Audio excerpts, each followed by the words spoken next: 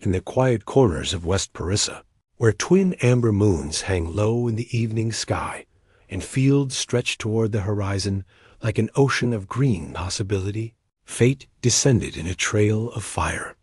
Caleb Rowan stood on his porch that evening, watching his youngest son count chickens for the third time, when a light cut across the darkening sky at an angle no meteor would naturally choose.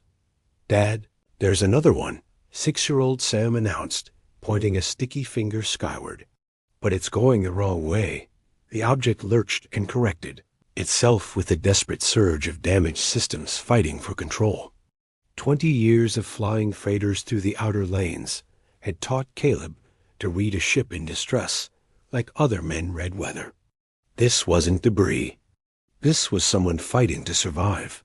The fireball roared overhead, disappearing behind the tree line before impact shook the valley with a ground-trembling crump. A strange energy surged through the farmhouse, making every light bulb quiver before steadying again. "Inside," Caleb ordered, directing his 3 children to safety while he gathered his medkit and the old pulse rifle from its lockbox. Crashes this far from civilization meant one of 2 things. Someone might need help, or someone might bring trouble. Either way, he would be ready. The vessel had carved a 1/4-mile trench through Caleb's best cornfield.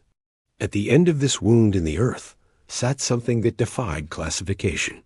Too smooth, too dark, too perfect its hull was a patch of absolute nothingness that swallowed the beams from his headlights. No visible engines, no sensor arrays, no registration marks, just an unbroken surface with faint lines of pale light crawling across it like circuits beneath skin, when a seam appeared where none had been before, and a ramp descended with a whisper. Caleb's grip tightened on his rifle. The figure that emerged stood tall, distinctly female, but decidedly not human. Silver markings traced constellation-like patterns across her visible flesh, and her violet eyes narrowed with vertical slit pupils in his transport's headlights. "Situation is contained," she said in perfect Galactic standard. "I require no assistance." Caleb surveyed the smoking trench her vessel had carved through his livelihood. "Right. Looks like you've got everything under control." Before their standoff could continue, the whir of an electric cart announced the arrival of his 3 children, Sam, Nora, and Owen, despite his explicit instructions to stay put. Sam immediately made a beeline for the ship's ramp, while 10-year-old Nora's eyes widened with wonder. Even 15-year-old Owen couldn't hide his curiosity beneath his practiced teenage skepticism. "Is she an alien?" Nora asked, without lowering her voice. "Are you a space pirate?" Sam added, attempting to climb the ramp. The stranger stood frozen, looking from child to child, with the expression of someone whose entire worldview had just been upended. "There?" "Small," she finally managed. "That's what children generally are," Caleb replied, prying Sam off the ramp only to watch him immediately attach himself to the visitor's leg dot, and thus began the unlikely collision of 2 worlds, an empress who had never known normalcy and a family who had never expected the extraordinary to literally crash into their cornfield. The visitor reluctantly introduced herself as Sana, though the careful way she chose her words suggested there was much more she wasn't saying. With night falling, and her ship clearly grounded, Caleb offered what any decent person would: shelter, food, and assistance. What neither of them could have anticipated was how completely Sana would be absorbed into the chaotic gravity of the Rowan family, particularly Sam, who declared her his new best friend within minutes of meeting. Her days turned to weeks as Caleb and Sana fell into an unexpected rhythm. Mornings began with pancakes and chaos around the kitchen table, followed by hours at the damaged starship. Evenings brought shared meals, homework help, and bedtime stories about stellar whales that sang to each other. Across the vastness of space dot the ship's repairs, centered around its most crucial component, a miniature black hole, power core surrounded by 82 delicate filaments that needed to be removed, cleaned, and recalibrated by hand. Each one required the steady hands of someone with human-level dexterity, a task Sana's species wasn't built for, despite their superior vision and cognitive processing. My people have excellent vision and cognitive processing, she admitted, but our fine motor control isn't as developed as humans. That's one, Caleb said after successfully removing the first filament. Only 81 to go. As they worked side by side in the engine room, surrounded by technology that made Caleb's pulse rifle look like a farming tool, walls began to crumble. Not the physical ones, but those carefully constructed around hearts that had known loss.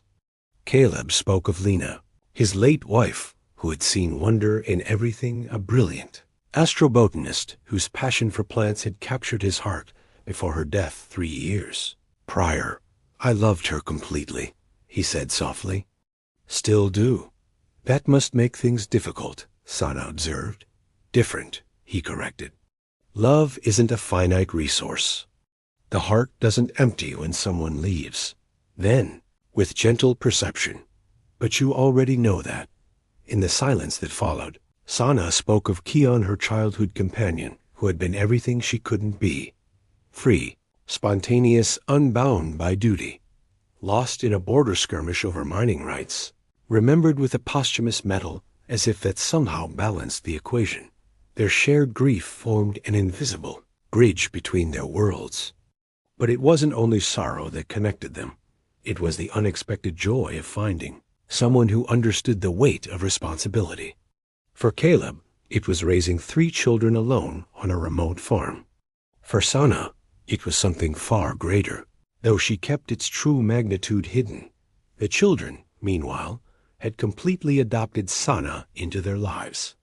Nora discovered that Sana knew advanced mathematics and brought her increasingly complex problems. Owen found someone who could actually challenge him at strategy games. And Sam treated her as his personal jungle gym and storyteller, a decision she seemed helplessly charmed by, despite her initial discomfort. When the farm's water condenser failed one evening with a horrible metallic shriek, Sana applied the same principles that governed her ship's resonance dampeners to diagnose the issue. Physics is physics, she explained, directing Caleb to make a precise adjustment that saved the farm's water supply. You saved the farm, Nora declared, eyes wide with admiration. I adjusted a bolt, Sana replied modestly. You saved the farm, Sam agreed, attaching himself to her leg in what was becoming his signature move. Consider this a first. Payment for the cornfield, she said to Caleb. You're helping me repair my ship. It seemed only fair to reciprocate. Is that what we're calling it? Reciprocation? She tilted her head. What would you call it? Friendship, maybe. Friends have dinner together and stories and sometimes cookies. Sam interjected. I would like to learn to make cookies, Sana said quietly, if you are willing to teach me. And so the impossible continued. To unfold an alien royal learning to bake cookies in a farmhouse kitchen, feed chickens badly, milk cows worse, and drive a tractor surprisingly well. The temporary nature of their arrangement remained unspoken, even as each repaired filament brought the inevitable departure closer. The truth revealed itself through fragments of a transmission one morning while testing the ship's communication system. Search continues for Imperial Vessel Starlight.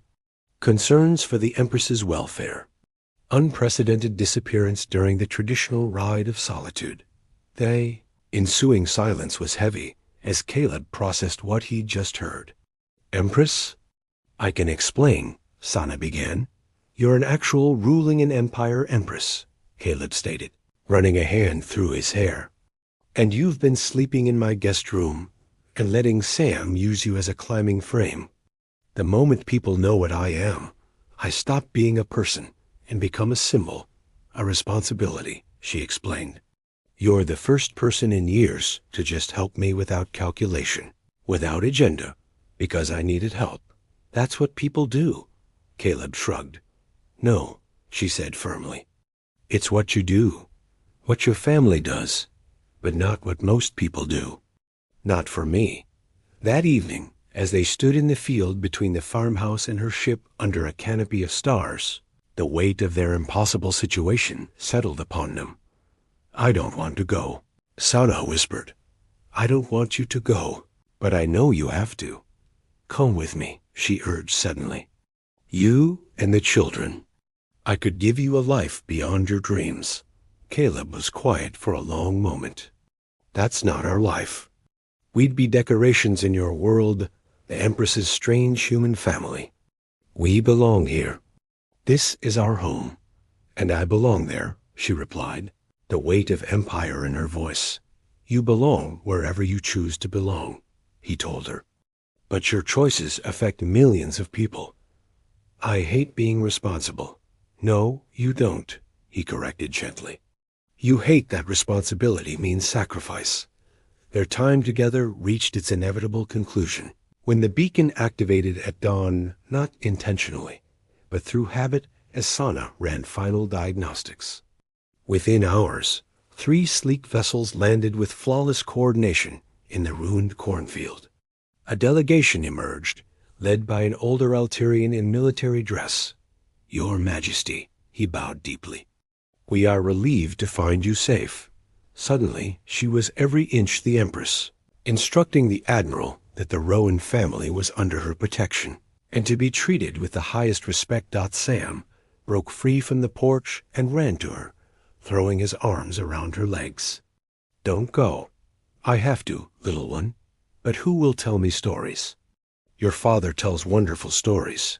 Not about star whales," he argued through tears, kneeling down to his level. She promised. "Then I'll send you new stories about luminous forests and singing mountains and the dragons that live in."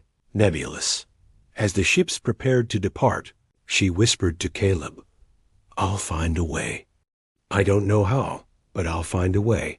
3 months later, the starlight returned to a cleared field where corn once grew. Sana emerged, but not alone. A small delegation followed. She had found her way, restructuring her empire's governance through a constitutional amendment she'd pushed through before her original departure. 6 months here, 6 months there, she explained. Council governs in my absence, but I review everything. It was a first step, a proof of concept that might lead to a more permanent arrangement if successful. That evening, after the advisors settled in the town's only inn, the family gathered around their kitchen table when Sam asked with his usual directness, "So, you're going to be our mom?" Sana looked to Caleb, who offered no help. Turning back to Sam, she replied, "I'd like to be part of your family if you'll have me." "But you already had a mom, a wonderful one." "I'm not trying to replace her. So you'd be like a bonus mom?" Nora suggested. "And a space princess even though you're an empress." "I can be a bonus mom," Sana agreed, a smile playing on her lips. "And you can call me whatever you like." Later, as they stood on the porch watching the stars, Sana leaned against Caleb's shoulder. "This is completely insane. It'll be hard, probably. The media will have a field day. Empress chooses farm over palace." "Let them," Caleb replied. "You're not worried?" "I'm terrified," he admitted. "But I'm also happy. Happier than I've been in years." Above them, the stars wheeled on, indifferent to human and alien plans alike. But on this small farm, on this insignificant planet, 2 people who thought their best days were behind them stood together and chose to believe in tomorrow.